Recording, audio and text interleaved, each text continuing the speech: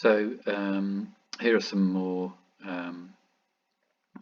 uses of the trig identities. I'm not sure how many I'll get through in this video, but here's the second one. So you can see the first one there. Remember, up here I've just got a list of my identities, a quick explanation about identities rather than equations, and a first example that we've gone through in the first video. So this is the second video in this little series, and here's a second example that I'd like to have a look at. So eliminate theta from these two equations, x equals 2 cos theta and y equals 3 sine theta. So eliminating theta, essentially what we're doing here is we're taking these two equations here and treating them as a pair of simultaneous equations, really. And so I would like to end up with some kind of equation that just has x's and y's and numbers in it, and eliminates any thetas. Under normal circumstances, if you were trying to do this, if it didn't have any trig things in it, what you'd probably do is you would make the thing that you want to eliminate, you'd make the subject of one of your equations, and then you'd substitute that into the other equation to eliminate it, and in that sort of way. The trouble with doing that here, for example, if I was to make theta the subject of the first of these two equations here, what I'd end up with is theta being equal to the inverse cos of something, and so I'm going to get, in my second equation, I'm going to have something which has the sine of the inverse cos of something, and that's a bit horrid, and so that's not very nice. So here's a little trick for using the identities in a situation like this. Rather than making theta the subject of it, what I'm going to do is I'm going to manipulate both of these two equations to make a trig function the subject of it. So my first equation can be rearranged just to write that cos theta is equal to x over 2. And my second equation can be rewritten in a similar kind of way to make the trig function the subject of it. It can be rewritten as sine theta equals y over 3. So I've got something about cos theta and I've got something about sine theta. If I just flip back to my trig identities, although I've got one here that involves sine and cos, that's not terribly useful because that's just going to allow me to rewrite things in terms of tan theta, and I want to get rid of the theta altogether. But let's have a look at this second one, the Pythagoras identity, sine squared theta plus cos squared theta equals 1. So here's an identity where I can substitute something in place of sine theta and something in place of cos theta, and that should eliminate all the thetas altogether. So what I need to do is get it in the right form for that, get these two equations in the right form to be substituted in there. Cos theta is x over 2, so that tells me that cos squared theta must be x squared over 4. Sine theta being y over 3 tells me that sine squared theta must be y squared over 9.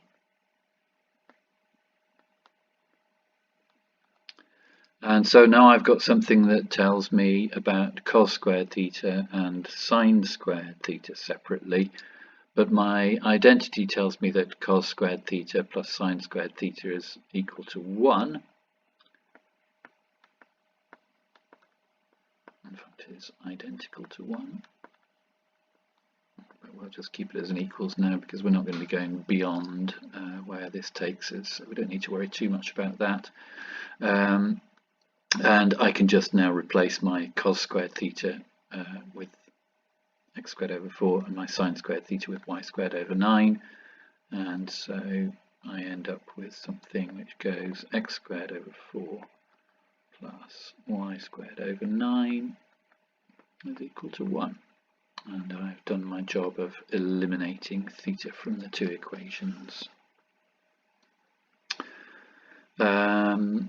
So there's one example going along there.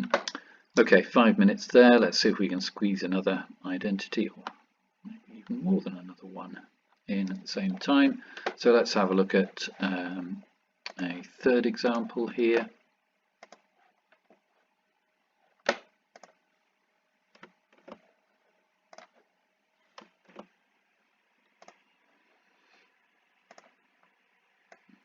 bit bigger so you can see it.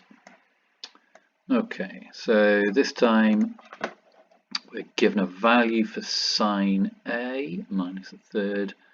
We're also told that A is in the third quadrant, and we've got to find a value, presumably a value for cos A. Okay, so there's a number of ways you could do this, but essentially let's remind ourselves just to begin with about the third quadrant as well.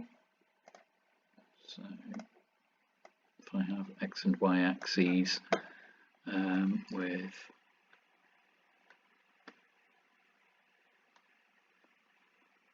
x-axis here, y-axis here. So in terms of the quadrants, we always start thinking from the positive x-axis and working around anti-clockwise. That's hopefully going to become a familiar habit to you, starting from the x-axis and working around positive being anti-clockwise.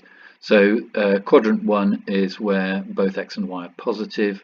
Quadrant 2 is where y is positive but x is negative. Quadrant 3 is where both x and y are negative, and quadrant 4 down here is where x is positive but y is negative. So in the third quadrant we're looking at here, so we know that the angle would be somewhere between 180 and 270 degrees, but actually we've been asked to do this without using a calculator. If I wanted to get A as an angle, I would need to use a calculator here, because I don't know off the top of my head what angle gives me minus a third when I sine that angle. So I'm going to try and do this without without working out what the size of the angle is first. So there's a number of ways that we could approach a question like this. We could actually do this as a fairly simple bit of Pythagoras, recognizing the minus a third there as opposite over hypotenuse. We could draw ourselves a line of length 3 as a hypotenuse and a length of line 1 as the opposite to the angle. I'm not entirely sure where I put the angle, that's the tricky thing here, but it would be possible to do that. However, I would like to use it because the point of this video is using the identity, so I'd like to use this as an identity. I'd like to address this using an identity approach. So I know that I'm looking at something relating sine and cos here. I want to take a sine value and turn it into a cos value. So I suspect that my basic Pythagoras identity is going to be the useful one, because that seems to be the one that links sine and cos without reference to anything else as well. So here's my identity: cos squared a plus sine squared a is equal to 1. And I know the value for sine a there, so I can just substitute that value in place of my sine a, remembering that it's going to be squared as well, but I'll just make that absolutely clear by putting it in its full detail like that. So cos squared a plus the square of minus a third has to equal 1. Square of minus a third obviously is going to give me a 9th. So I've got cos squared a plus 1/9 equals 1. And then I can just subtract a 9th from both sides. Cos squared a must be equal to 8/9. Now we've been asked to find a value for cos a, not cos squared a. So I can just square root this, remembering that when I square root things, that's going to give me the positive or negative possibilities. Square root of 8 is 2 root 2. So I've got, and then the square root of 9 on the bottom, 3. So I've got plus or minus 2 root 2 over 3. Now I think there should only be one solution here rather than two, and this is given me 2. So all I need to do now is just to think about whether a cos value in this third quadrant here should be positive or negative. My preferred way of doing this is by reference to the graph.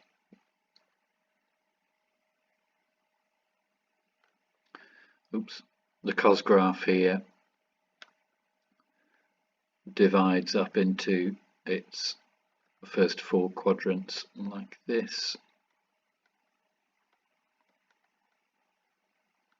So from 0 to 90, or strictly speaking 0 to pi over 2, and then from pi over 2 to pi, and then from pi to 3 pi over 2, and then from 3 pi over 2 to 2 pi.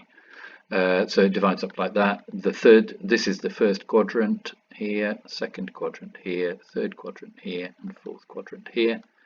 So I'm looking in the third quadrant, and I can see that all my cos values in that section there are negative. So I'm going to go for the negative value of the square rooted answer there. And I'll just say that third quadrant implies that cos A must be the negative version of my 2 possible answers. And there we have a solution. So we've started from a value of sine A, and with one extra little bit of information, and you'll always need that little extra bit of information there. We've gone from a value of sine A to a value for cos A without having to work out what the angle is. Okay, so a couple of examples there in this video, making that 3 altogether with the first one from the other video there. I'm going to stop this video here again because it'll be too long fairly soon, but I will put it. I think I've got a couple more examples to go, so there'll be another video following on from this one.